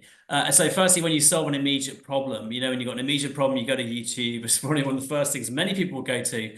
And, necessity is the mother of invention, right? And so I definitely have seen that and done that myself, like splitting text in cells. I always forget how to do that to kind of break up a column of text. I think when I was in consulting at Bain, when you see a co-worker do something in the room that would have saved you time, you're like, wow. I remember recently, frankly, I mean, I learned about the unique function from, it was either the TikTok or the Instagram, those two influencers. Coolest thing I'd seen because it solved this crazy problem, which is deduping a list, right? If you type equals unique and highlight the column, it will just show the distinct cells, distinct values, which is basically deduping. The moment you see it, you can kind of never unsee it. And you're like, wow, that's a huge time saver. And then, of course, the most depressing way to learn is when you get stuck. And so I think recently, a lot of people are getting stuck when people send sheets with dynamic arrays in them. They get a spillover. I'm talking this is autobiographical, and it says spill, and you're like, what in the world is a spill error? And then, wow, that's a really abrupt way to learn about dynamic arrays, and there's no one really to help when you hit that brick wall. And so I'm just curious, Benjamin, do you think I'm missing any of the real world big ways that people kind of truly advance their Excel skills? No, I think you have mentioned the like the most important ones. I think, of course, the third one is like the worst, but like seeing anywhere, you mentioned coworkers, but also like the coworkers, Instagram and TikTok, coworkers or YouTube in this specific way. So yeah, I think just the most important stuff is, as mentioned previously, if you learn anything, just try it out, that you have already done it once, and try to remember it, because of course there's still things in Excel that myself I know of, I have done quite a few times, but have never don't memorize. Got it. So a bit of spaced repetition, Yeah. sleeping on it. Yeah. Michael, same question to you. Did I miss any big kind of ways that truly advance people?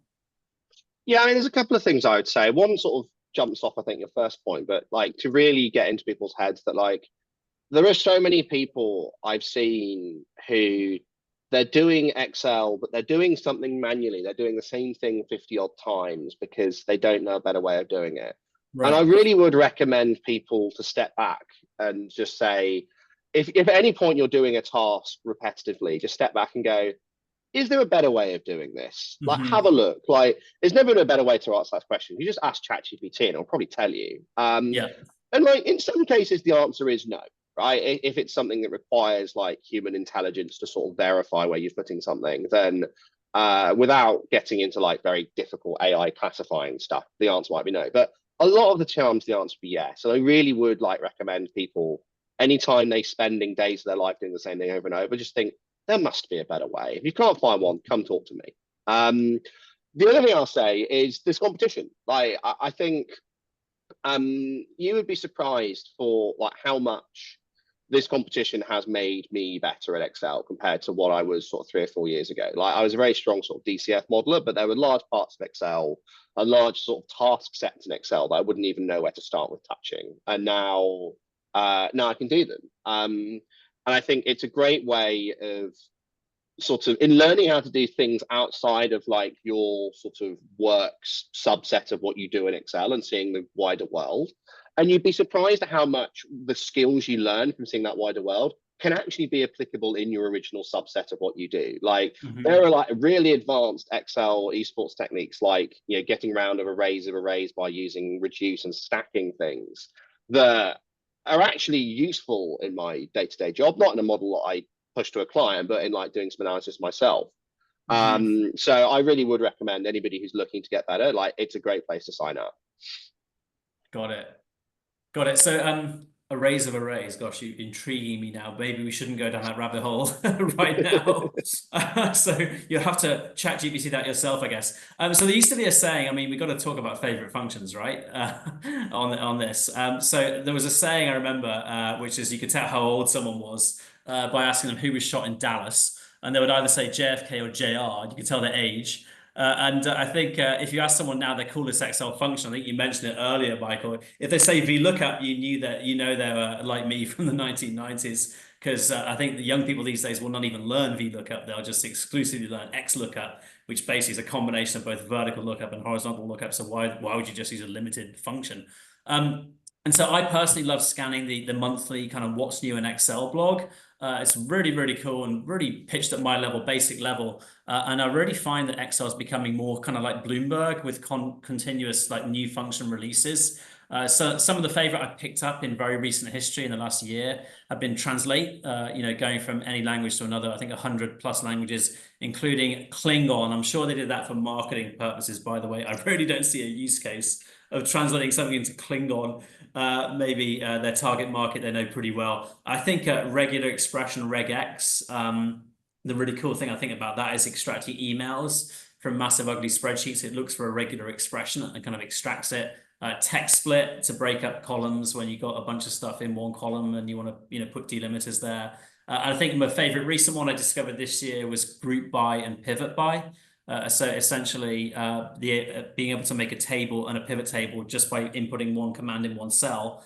And the pivot table is dynamic. So pivot tables, you realize when you do pivot by, they're frozen in time. They don't update dynamically. And you're like, wow, why would I do that? So now pivot by is a dynamic pivot array, a pivot table, which kind of comes out of one cell. So I'm curious, Benjamin, what's your favorite Excel function and why?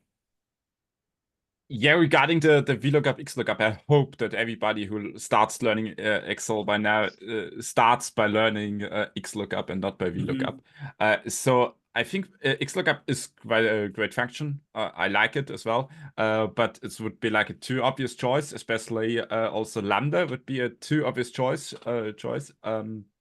So I would say like my favorite function is filter because it allows you to dynamically filter stuff.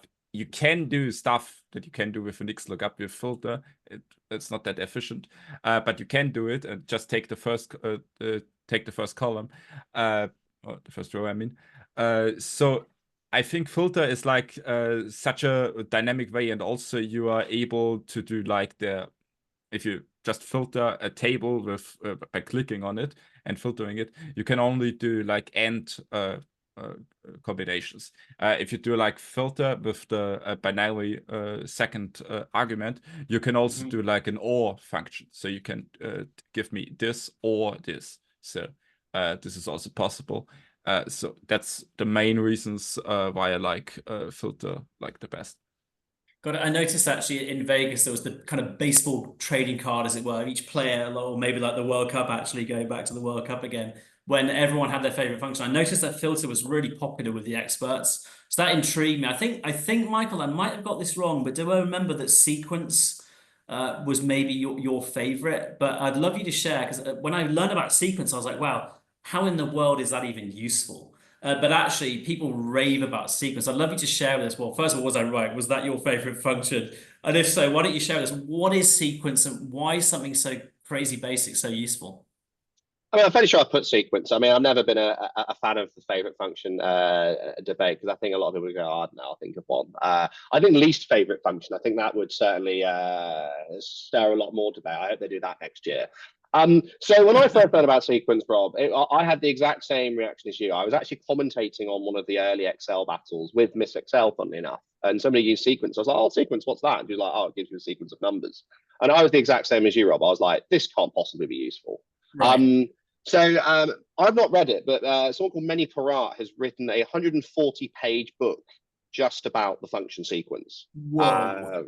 Yes, and essentially like the hundreds of use cases you can have with it. I'm sure some of them might be stretching the definition of sort of use case, but in general, like you would be surprised when you're building things just how often having just a sequence of numbers, whether that's just like 1 to 10, you can put it essentially, you can generate any arithmetic progressions. You can be like 2, 7, 12, 17, whatever. Yeah.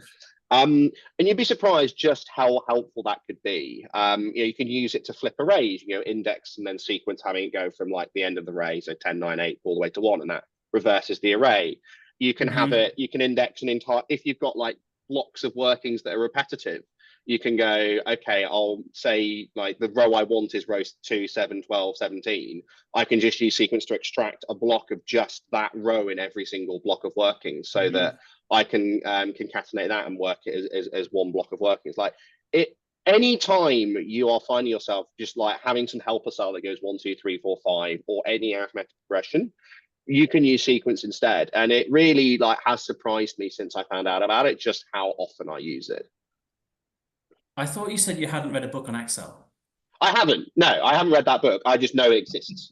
You know, it exists. Gotcha. Yeah. Just the fact, somebody told me this book exists. I was like, that I think is just a great way of proving like just how many things you could use it for. Someone's written an entire book on one function. Wow. I don't think there's any other function that has that. Yeah, I know there's a website, regex1.com, which is about regular expression function. There's actually a website about a single regex1.com. Crazy.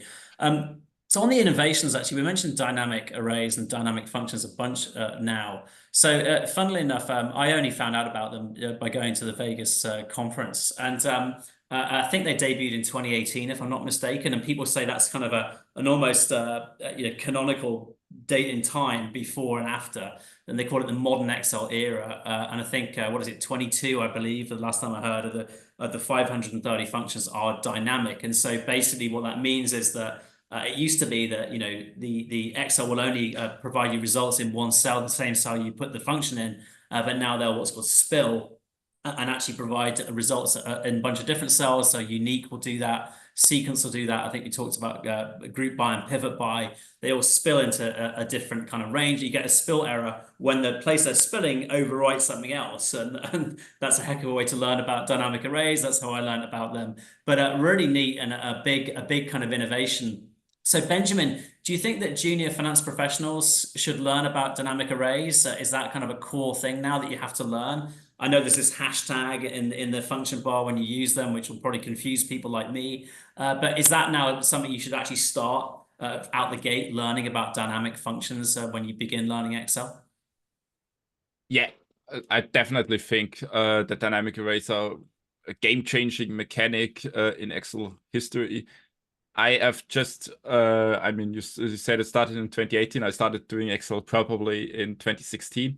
So I don't have like that long period of time, especially not in like high level Excel before dynamic arrays. So I cannot really tell you about the time before, but I just can now not even imagine a world or Excel without dynamic arrays, because this is like a daily use case, and I think it should be for everyone who starts now learning Excel as a junior finance professional or anyone else, because it's just so useful in every day world. So actually, that prompts a question, maybe one for you, Michael. You graduated a little earlier, obviously. So how are your co-workers who've got great jobs, no doubt, in the city of London and what have you? So how do they, if they learn Excel before dynamic arrays, how do they learn about that new functionality? Yeah, it's tough, and I think there definitely is an element of like a generational shift between. I mean, I almost now an old person, but I've had to learn about the new stuff, and the people who just come into the workplace when it already existed, and you can definitely tell a difference in how people model. I mean, I think I'll say what I always say about anything new in Excel, which is people just have to learn about it. I think a lot of people are quite bad. Like, I still have received an RFP last year that says you can't use index match, you have to use VLOOKUP. Like, a lot of people really are unwilling to learn. Yeah. But I do hope that sort of, just the absolute wave of changes in the last 5 years will sort of force people to have to start learning, because previously you could kind of just get by with what you knew 20 years ago, whereas I think that's going to rapidly change.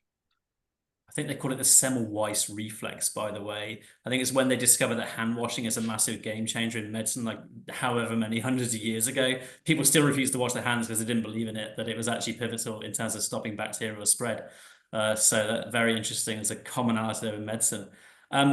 So I think, Benjamin, you mentioned Lambda. People are probably scratching their heads. I certainly was when I heard Lambda. I thought that's like isn't that a letter in the Roman alphabet, or maybe Greek? I'm not a classicist. So I think when I learned about lambdas or user-defined functions, I must admit I still think they're too hard to teach, too hard to learn, maybe for mass adoption. But Michael, do you think junior finance professionals around the world, again, as the core toolkit when they learn about dynamic stuff out the gate, should they learn about user-defined functions, lambdas, or is it kind of professional grade stuff? I don't think it's something people need. I think it's something that can be very helpful. And I think with a lot of sorts of new feature in Excel, you don't need to learn the exact syntax and have that in your memory all the time, but just having a knowledge that this is a thing that you can use, so that if you then get to a point where you need to do something and you're like, oh, I wonder if there's a better way of doing this, being like, oh, I remember seeing this before, and knowing where to look. I think sort of just having a basic understanding of what a lambda is and what it could do will get you most of the way there. And then if you need one, then go look into what you can do with them, which can get ridiculously advanced very quickly, but it doesn't have to be. I think, was it you that told me that actually weighted average is a really neat, or was it Dim, that there's no weighted average function bizarrely in Excel, but you can Yes, build that's an odd lambda? one. Yeah. like a great example of when and why you might use Lambda to just do something in a single cell that's very obvious and commonly done. Um, let's wrap up. Let's talk about AI. How could we not, right? We have to talk about AI 2025. So I think most users, certainly myself, it kind of creeps up on you, right? Because Excel now updates in the background. You don't buy a new box from the store, or your IT department every 3 years updates your PC, which used to happen, start of my career. But now there's this, flash fill. And so it kind of does type ahead. And I think that's the first hint to, I think, the 1.3 billion people, frankly, that, oh, wow, there's now AI in Excel, because it kind of has a sense of what I want to do next. I remember Python coming out in 2023. I remember Copilot coming out in 2024. It's amazing how fast things are moving. And now I think this year at the Global Excel Summit in February in London, we learned about the Excel no-code movement. So using Python with the natural language query of Copilot to sort of do no-code programming of Python in Excel, sort of like a notebook LM, if you like, of your single Excel spreadsheet. I think if you type in use advanced analytics, that's like a secret magic word for Copilot in Excel to use Python as sort of a concierge service to use the ML algorithms in the background, try a bunch of stuff to kind of help solve problems without you knowing anything about Python and without you knowing anything about the libraries in Python. It's super neat. And I remember I saw a demo from, I think, George Mount from Ohio. He had a kind of health database sheet full of personal health stats. And he asked Copilot in Excel, what's the best thing to explain body mass of this sheet of, tens of thousands of people? And I think it thought for about 15 seconds, and then it came back saying, oh, this single indicator, this single health metric has got an R squared. So coefficient of determination of like 82%. And when I think back to my time as an equity analyst, that's the sort of golden nugget that you could write like an 80-page research report about, and it could, the whole research report could be built on that relationship you discovered, which would take you a week or more, really working hard trying to find the relationship. And now with Copilot and Excel, it can go and do that for you by using Python as kind of a concierge service. So I think people are yet to kind of discover this. So and there are a bunch of cool use cases of that Copilot feature in Excel. So I'm curious, Benjamin, of these kind of no-code innovations, do you think that's going to hold young people back, and they'll think, oh, this is so cool, why bother learning Excel and Python? Yeah, I can imagine that definitely, because for myself, I know a bit of Python, Python in Excel and not in Excel, but most of my Python skills or use cases, or whenever I decide to use Python or need to use it, I mostly do it with AI support, with whether it be it Copilot or ChatGPT or any other. I think most of it I'm doing using this, and this definitely holds me back a bit or a lot from learning like real Python and real coding. So I can definitely imagine that for people that have not that high intelligence or knowledge of Excel yet, that they will probably be, yeah, why should I learn this if AI can do this? And I think that's the question in the near or midterm future, that if it will be still necessary to learn it at all, because if Copilot and the other AI stuff is that good, why you should really learn it? Because if you just type it in and you get the output, yeah, what's the point in learning it? So it's a bit like Warren Buffett then. If you missed the annual meeting this year, you kind of missed the whole thing, right? People should come to the finals before the robots take over, maybe. Very interesting. So Michael, do you think Excel, Excel has 1.3 billion users. It's got this massive incumbency, right? So why couldn't maybe Excel, which has basically got very few people actually use Python of the 6 or 7 billion humans, right, in the world, but many of the billion humans use Excel.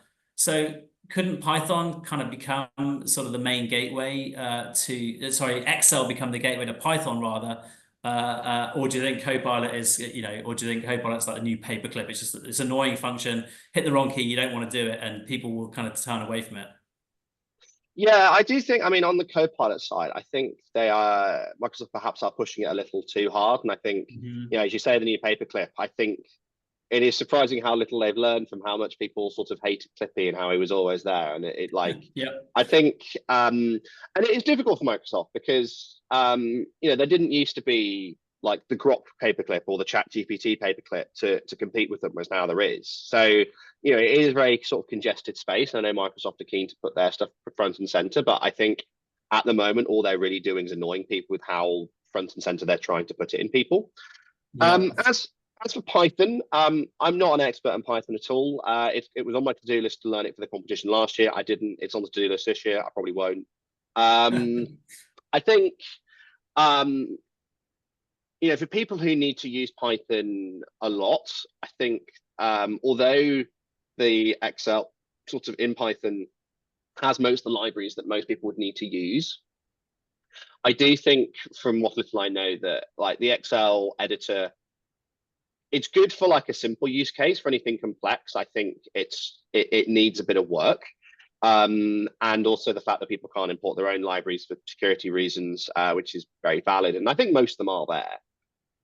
But yeah, I think certainly as a gateway for people to finding out that like there is a common joke that everyone uses Excel for things it shouldn't be used for. And I think Python can certainly do some of the computational lifting there and make things better. Although I know that once you do a few things in Python, you need to start paying for it to get any sort of decent computing power. So I think it's early days to say, but it has potential. Got it. And some people actually, Benjamin, some people say Python and Excel is too hard, but Copilot and Excel is too easy. Do you have any perspective on that? Yeah, I think it's obviously the truth, because for Python and Excel you need to know Python, and for Copilot and Excel you just need to write stuff and you get the stuff. But of course, from my point of view, I've done Python Excel a bit. I've not really used Copilot in Excel a lot. I mean, I see it everywhere, of course, by now, but I'm not that familiar by now with Copilot. So I think most of that I have seen is like from the live sim last year from the finals, where it was shown that like the easier levels you can do with Copilot. I can imagine that that you can do this. So yeah, that's my point of view to just like vote. God, I think some people were saying in the London Excel conference earlier in the year that you actually need to have a fair bit of knowledge of both Excel and Python before you augment it with AI, which I thought was a really profound comment. Actually, it made a lot of sense to me. So I'm curious, Michael, do you think that with the advent of Copilot and Excel, do you think the new generation are going to need to continue to learn as much Excel vocabulary, grammar, and syntax tricks as maybe not you have, but maybe they're going to have to get quite advanced to actually benefit from this AI? Or do you think that actually this is all going to fall by the wayside, and mastering Excel syntax and vocabulary will become less important over time? Yeah, I think it comes back to the point earlier that I think sort of the grammar is much more important than vocabulary. And I think Copilot is very good at giving you the vocabulary and being like, oh, this is the thing that will do what you're trying to do. But I think to actually use Excel well in a professional setting, you need to know sort of some sort of principles of best practice, because like the AI will just sort of vomit at you. It's like, oh, this is how you can do this thing. But it doesn't necessarily mean it's the best way of doing it for your use case because of how it fits into the rest of what you're doing. It could be that approaching it in a different way would give you an intermediate result that you could use in lots of other places. And it could also be that if you then try and sort of stack too many things together in the AI, it will just give you this monstrous formula which no one can ever audit or understand. And I don't think AI will ever stop long formulas that are like 4 or 5 lines long being a generally bad idea because they're unauditable. So yeah, I still think there is a cause for learning decent Excel grammar. But yeah, I think the AI can definitely help people with the thing I was saying earlier, like, is there a better way of doing this? Right. Awesome. Cool. So, just one thing I'd love to say to wrap up. I remember we had lunch, Michael, in Vegas. It was just a few hours before you were crowned world champion. I must have had some sort of weird sort of sense for the future, perhaps. I'm not sure. But myself, you, and Paul Barnhurst had a great lunch. I remember you told some great stories. Yeah. There was a really awesome example you gave, which I'll admit I've shamelessly used to illustrate, what's really cool about this community. and the problem-solving puzzle mastering community that you guys are in of Excel with the Vegas event organized by the World Cup people. So you told me about a case study I think you wrote for maybe earlier in the championship, all about kind of adding, subtracting, multiplying, and dividing two 50-digit numbers. I'd love to give a brief synopsis of what you told me. I just thought it's such a cool story, be such a great illustration to end on about kind of what's under the hood here. Yeah, Benny's grimacing. Like, I call it the simple case because it is definitely the simplest case that's ever been written. Like, anybody could understand adding two 50-digit numbers. For those of you wondering why can't you just press A1 plus A2, Excel only keeps 15 digits of precision. So, and the question was, can you exactly add these two 15-digit numbers, 50 So you need to say 50, right? Yeah, so the numbers themselves are 50. Excel only keeps 15 digits of precision. And if 50, it's not million, billion, is it? No, it's like a undecillion or something. Quadrillion or something? Something ridiculous. Yeah. And for anybody who's sat at home, like it is, if you're sat at home and thinking that's really easy, like the reason Bemi's grimacing is because it turns out it's surprisingly hard. It's doable, and I think it is sort of for those looking to get involved. I mean, so what happens? Does it return an error then, Excel, when you do that? No, it just gives you like a number with the first 15 digits and like 30 odd zeros at the end of it, which is not the correct answer.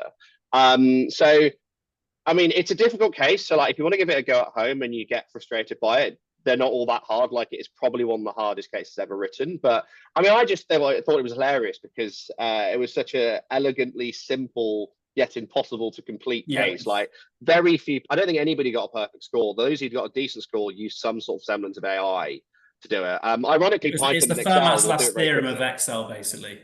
Yes, but yeah, it is. Just give it a go at home. Just randomly generate two 50-digit numbers and see how far you can get down the thing of adding, subtracting, and multiplying them. It is surprisingly difficult. And so, what's the solution? There are several. I think, well, the best solution to do it in Python. But if you're trying to do it in the grid in Excel, I'd recommend like Dim Early has a very good video on his approach, which is very similar to how I approached it, which is having a notion that essentially you need to have something that can sort of carry the number from one to the next. So yeah, I'd recommend going to watch his solution. You mean to say any 6-year-old could actually solve the problem? If they have Python, yeah. It's funny. It's funny how low scoring it was. And like, if I did it now, obviously everyone would just get perfect score because everyone just do it in Python. But it was very, very early on in Python and Excel when I set it. And yeah, it did trip a lot of people up. That's awesome. Cool. Well, thanks guys for spending such a large amount of time with us today. I'm sure the CFA program candidates and the community really enjoyed it. I certainly learned a lot today. Apparently, Michael, you learned from me as well. Yeah, about the functions. So you do learn something new every day, apparently in Excel. So thanks for joining us. I'm looking forward to being with you. I think you're both participating this year. So hoping to see you both in Vegas. But thanks everyone for joining, and thank you both for joining. It's been a real privilege to be with you today.